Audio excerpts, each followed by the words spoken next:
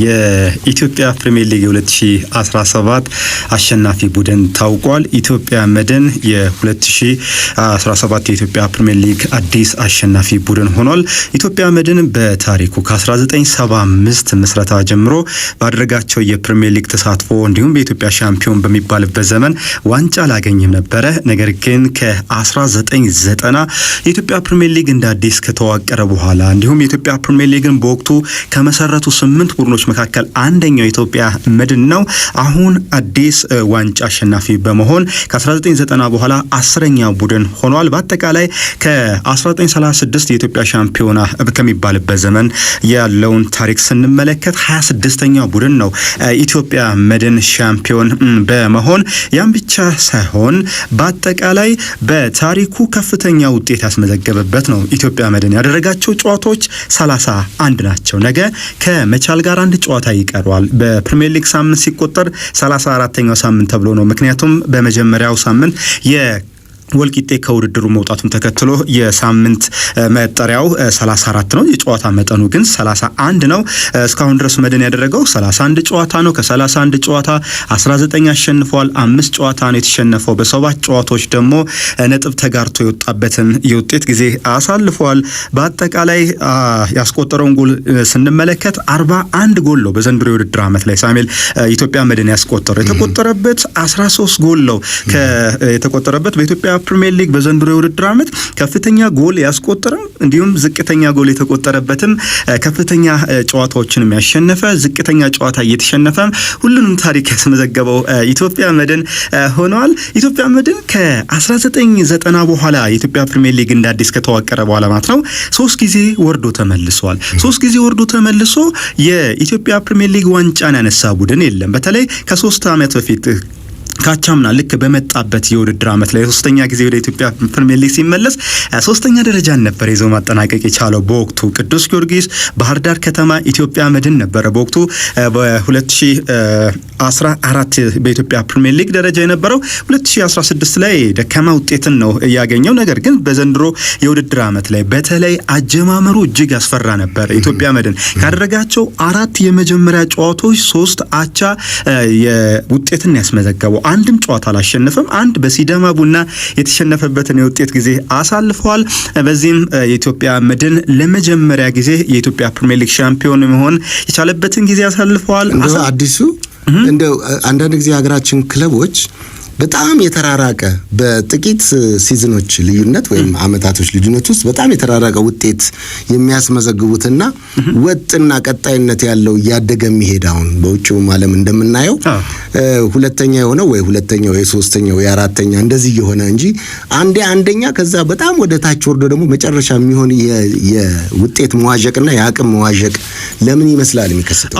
እግር ኳሳችን በተለይ የክለቦቻችን የቡድን አገነባበት ይሄ ጊዜያዊ ዋንጫን ፍለጋ ነገን አለማሰብ ቀጣይነት ያለውን እግር ኳሳዊ ትርፋማነትን ከሜዳ ውጭ ያለው የሚገኙትን ሁሉ ካለማሰብ በጊዜው ተጫዋቾችን በማዘዋወር እንዲሁም ዋንጫን በመፈለግ ጊዜያዊ ውጤትን በማምጣት ላይ ነው ትኩረት የሚያደርጉት እንጂ እግር ኳስ የሚፈልገው እግር ኳስ የሚጠይቀውን መሰረታዊ ስራን በመስራት በጣም ክፍተት እንዳለባቸው ሙያተኞች በተደጋጋሚ ያነሳሉ። ስለዚህ የዚህም ችግር ነው ይሄ ሙያዊ ሂደትን በትክክለኛው መንገድ በእግር ኳሱ ላይ አለመተግበር ያም ሙያዊ የሚጠይቀውን ነገር በትክክለኛው መንገድ ለእግር ኳሱ አለማዋል እንዳልከው ቀጣይነት ያለው ውጤት ሲያመጡ አንመለከትም። ለምሳሌ አምና ሻምፒዮን የነበረ ቡድን ዘንድሮ ላለመውረድ ሲጫወት ትመለከተዋለህ።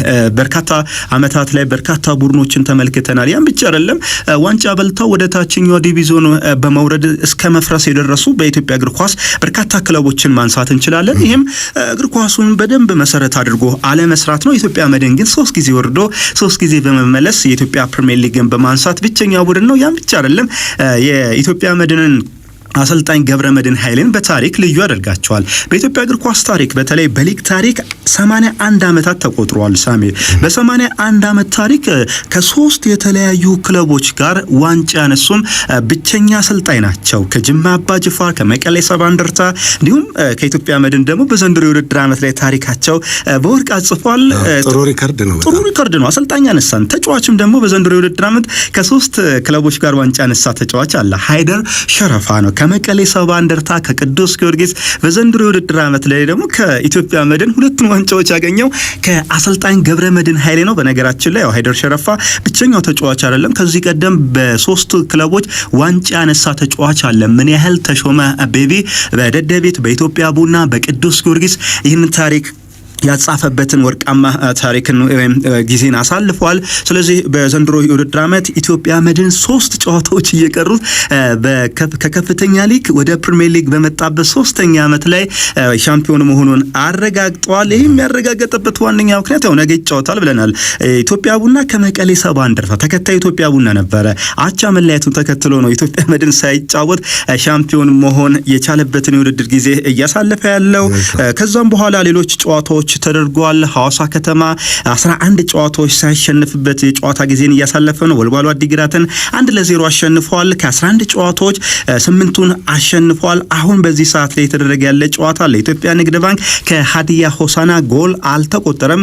እስካሁን ስቱዲዮ እስከገባንበት ሰዓት ድረስ ማለት ነው 0-0 በሆነ ውጤት ጨዋታው ቀጥሏል። ሌላ ኢንተር ሚላንን ነው የምናገኘው። ወደ ባህር ማዶ መረጃችን ስናቀና ሲሞኒ ኢንዛጊ ተተኪ ማግኘታቸውን ነው ይፋ ያደረጉት። ክሪስቲያን ቺቮን ነው የቀጠሩት። የፓርማ አሰልጣኝ ነው። ለ2 ዓመት ነው ኢንተር ሚላን ይህንን አሰልጣኝ የቀጠረው። በ2 ዓመት ቆይታ በአጠቃላይ በአመት 2.5 ሚሊዮን ዩሮ ክፍያ ይከፈላቸዋል። እኒ አሰልጣኝ ኢንተር ሚላን ባለፉት ዓመታት በተለይ በሲሞኒ ኢንዛጊ ስር በ2 ዓመታት ጊዜ የአውሮፓ ሻምፒየንስ ሊግን ፍጻሜ ደርሶ ዋንጫውን ማግኘት አልቻለም።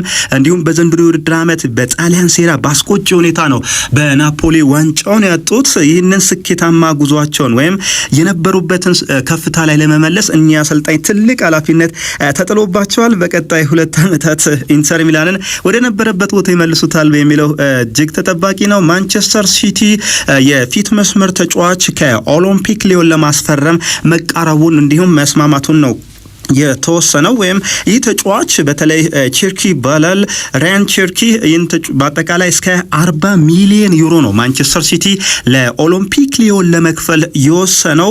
በቀጣይ የማንቸስተር ሲቲን የፊት መስመርን ችግር ይቀርፋሉ የሚለው እጅግ ይጠበቃል። ምክንያቱም በአጠቃላይ በዘንድሮ ውድድር ዓመት ላይ 12 ጎሎችን አስቆጥሯል። 20 ለጎል የሚሆኑ ኳሶችን አመቻችቶ ሰጥቷል። በቀጣይ የፔፕ ጋርዲዮላን ቡድን ማንቸስተር ሲቲ በዘንድሮ ውድድር ዓመት ላይ ሳሙኤል እንደተመለከትከው ውጤታማ አልሆነም። ፔፕ ጋርዲዮላ በተከታታይ ዓመታት የእንግሊዝ ፕሪሚየር ሊግን እንዲሁም የአውሮፓ ሻምፒየንስ ሊግ ዋንጫን አንስተዋል። ያ ግርማ ሞገሱ የፈረሰበት የውድድር ዘመን የነበረው ያን ጥሩ የነበረበትን ውጤታማ ጊዜ ለመመለስ አሁን በዚህ የክረምት የዝውውር መስኮት ላይ በሩጫ ተጫዋቾችን እያስፈረሙ ከዋክብቱን እየሰበሰቡ ነው። በተለይ ደግሞ የሚሰበስባቸው እንደነ አይታን ኑራን ማለት ነው። ይህ ተጫዋች ወጣት ነው። አሁንም ዛሬ እንዲሁም ከስምምነት የደረሱበት ቸርኪ ማለት ነው ተስፋ ያለው ተጫዋች ነው። ተስፈኞችን በማስፈረም እንደነ ሬንደርስን ያሉት ከሚላንም አስፈርመዋል። ቀጣይ ፔፕ ጋርዲዮላ የሚሰሩት ቡድን ይጠበቃል። አሁን ብዙ የስፖርት ቤተሰብ ፔፕ ጋርዲዮላ የሽግግር ሰዓት ላይ ነው የሚገኘው። ቡድኑን እያደሰ ነው።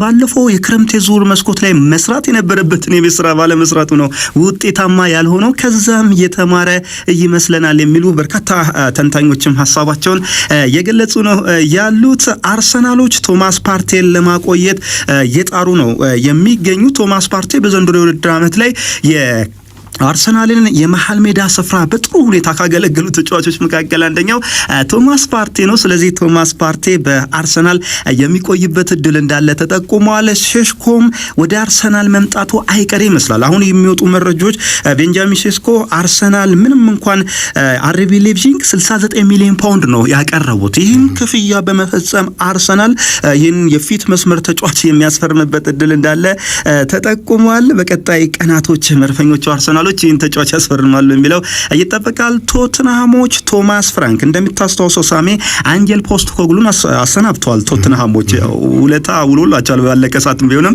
የኢሮፓ ሊግን በማንሳት ወደ ሻምፒዮንስ ሊግ እንዲገባ ቶትንሃም ጥሩ ሚናን የተጫወቱ አሰልጣኝ ናቸው። በፕሪሚየር ሊግ ግን በቶትንሃም ታሪክ 22 ጨዋታ ተሸንፏል።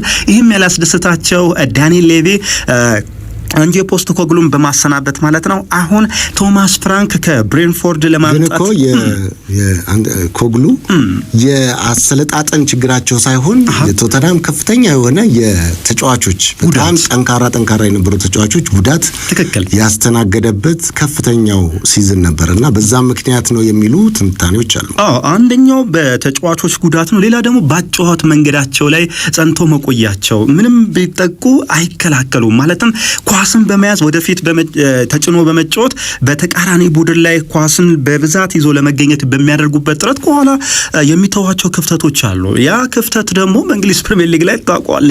ክፍተት የሚፈጥር ቡድን ብዙ ጊዜ ይጠቃል። ስለዚህ በዛም ምክንያትም ባጫዋት መንገዳቸውን ሰለባ ሆነዋልም በተጫዋቾች ጉዳትም ችግር ውስጥ የገቡበትን የውድድር ጊዜ ያሳልፈዋል የሚሉ ሁለት መከራከሪያ ሀሳቦች ይነሳሉ። ነገር ግን ቶማስ ፍራንክ በብሬንፎርድ በትንሽ በጀት ጥሩ ቡድን መገንባት የሚችሉትን አሰልጣኝ ለመቅጠር በጥረት ላይ ይገኛሉ። ቶተንሃሞች ግን አንድ ግዴታ አለባቸው። ለብሬንፎርድ 10 ሚሊዮን ፓውንድ ክፍያ መፈጸም አለባቸው በካሳ ማለት ነው። ሁሉንም በአጠቃላይ ቶማስ ፍራንክን ለማግኘት በአጠቃላይ ይህንን ያው ስማቸውም ከፍራንክ ጋር ነው ያው 10 ሚሊዮን ፓውንድ መክፈል እንዳለባቸው ነው የተነገረው። ይህንን ቶተንሃም ከፍሎ ያገኛቸዋል የሚለው እጅግ ተጠባቂ ጉዳይ ነው። ማንቸስተር ዩናይትዶች በመጨረሻም ቢሆንም ከዮኬሬሽ ወኪሎች ጋር ንግግር ማድረግ መጀመራቸው ተጠቁሟል።